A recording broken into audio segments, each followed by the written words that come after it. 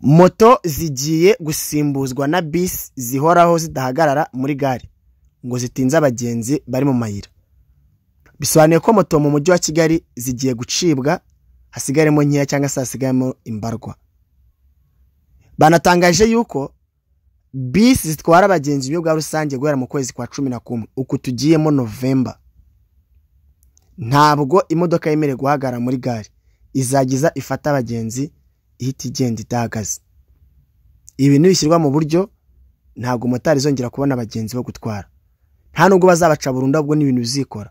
Kuko nanjye niba nzi neza ko nzatega imodoka ikaba itari buhagarare kurinda ngezeho ngiye, icyo gihe nayo ntabwo nzagutega moto, kuko twese dutega moto kujya tugereho vuba. So rero umujyi wa Kigali uri kwa akajagari ka moto muri uyu mujyi, nkuko n'ibindi bihugu byateye imbere byatangiye kubishyira mu bikorwa. Nta moto ushobora kubona. Bazakora imihanda ya moto cyangwa se bazakora aho moto zagenewe kunyurwa cyangwa se n'inzira zigenewe kugenderwamo kuri moto. Akajagari ka moto ko kunyura hagati mu binyabiziga, kwihuta cyane kurengeje urugero, ibi bicike ku bamotari.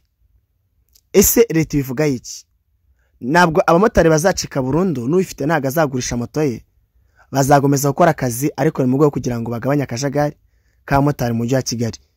Ahubwo bazajye kumotara mu nkengero z'umujyi wa Kigali cyangwa se muri Kigali ko mu nkengero apana, ugasanga nk'umumotari arimo aragwana n'imodokari hano wenda tuvuge peage, cyangwa se hano wenda tuvuge kuri Presidence Kacyiru, n'ahandi hose hadasanzwe ukunze kubona kenshi urujya n'uruza rw'ibinyabiziga byinshi.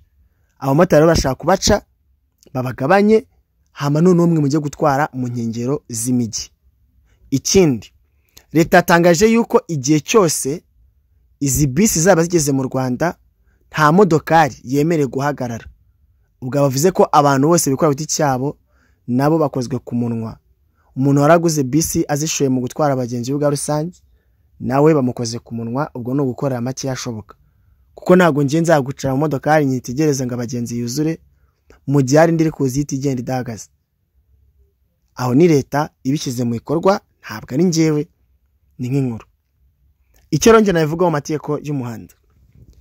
Igazeti ivuga ko iyo ibigenda mu muhanda ari byinshi, ibinyabiziga bitezwe kugenda biteganye. Ikindi, utezwe ukatira ku ruhande rw'iburyo mu gihe wahisemo iburyo, nukatira ibumoso mu gihe wahisemo ibumoso. Ntabwo wemerewe guhindura icyerekezo uva iburyo ugana ibumoso cyangwa se uva ibumoso ujya iburyo mu gihe tugenda ibigenda mu muhanda ari byinshi cyangwa se tubangikanye. Menya kandi so mu mategeko y'umuhanda.